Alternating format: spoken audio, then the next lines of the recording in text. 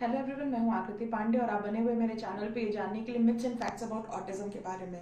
कई बार लोगों को मैंने देखा है ना कि ऑटिज्म के कुछ लक्षण आते भी हैं बच्चों के अंदर, तो उसको नजरअंदाज कर देते हैं, किसी डॉक्टर के पास ले जाकर के उसका असेसमेंट नहीं कराते हैं। किसी डॉक्टर का मतलब है किसी साइकोलॉजिस्ट के पास जाकर के उसका असेसमेंट नहीं कराते हैं, या कई बार किसी डॉक्टर के थ्रू अगर उनको पता भी चल जाता है स्लाइटर कि उनको ऑटिज्म है, तो वो करते क्या है ना, ले जाकर के बच्चों को सीधे सीधे स्कूल में इन्वॉल्व करा देते हैं। इससे क्या होता है ना कि बच्चे बहुत ज्यादा हाइपर एक्टिव हो जाते हैं।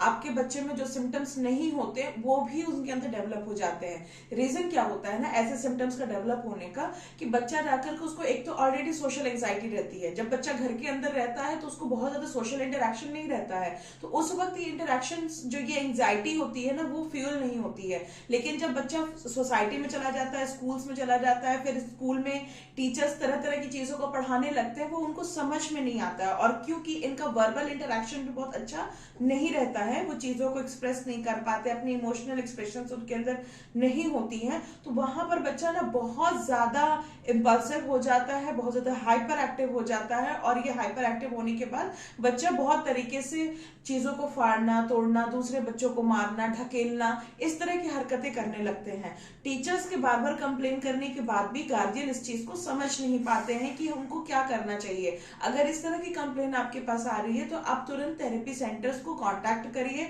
और स्कूल को स्टॉप करिए। स्कूल को स्टॉप करके आप थेरेपीज आप जब कराएंगे तो एक टाइम के बाद आपका बच्चा मैनेज हो जाएगा, और फिर आप स्कूल में डालेंगे तो बच्चा उस एंग्जाइटी को डील अप करने में रेडी हो जाएगा, और स्कूल में जो भी चीजें सिखाई जा रही हैं फिर उसको वो डील करने लगेगा। होता क्या है ना कि बच्चे बहुत ज्यादा पैनिक हो जाते हैं, क्योंकि वो दूसरे बच्चों को मारते क्यों हैं।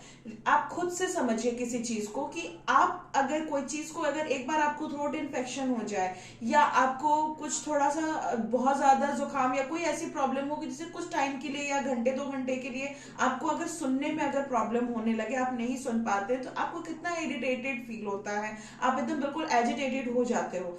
अब वही चीज उस बच्चे के साथ कंटिन्यूअस बनी हुई है, उसको जो भी बोला जा रहा है, जो इंस्ट्रक्शन बोला जा रहा है, वो उसको समझ में नहीं आ रहा है। बाकी बच्चे उस चीज को एक्सप्रेस कर रहे हैं पर वो उस चीज को नहीं कर पा रहा है। तो उसने क्या किया ना कि अगल बगल के बच्चे को जो देखा कि सब ऐसा कर रहे हैं, तो उसने जो तुरंत उसका नियरेस्ट होता है वो उसको धक्का दे देता है, मार देता है। वो इंटेंशनली नहीं करता है, वो अपनी एंग्जाइटी, अपनी फ्रस्ट्रेशन उसके ऊपर रिलीज करता है। तो बच्चों के अंदर भी डिप्रेशन होता है, बच्चों के अंदर भी एंग्जाइटी और फ्रस्ट्रेशन होती है, वो भी पैनिक होते हैं। उनकी चीजों को हमको समझने की बहुत ज्यादा जरूरत है।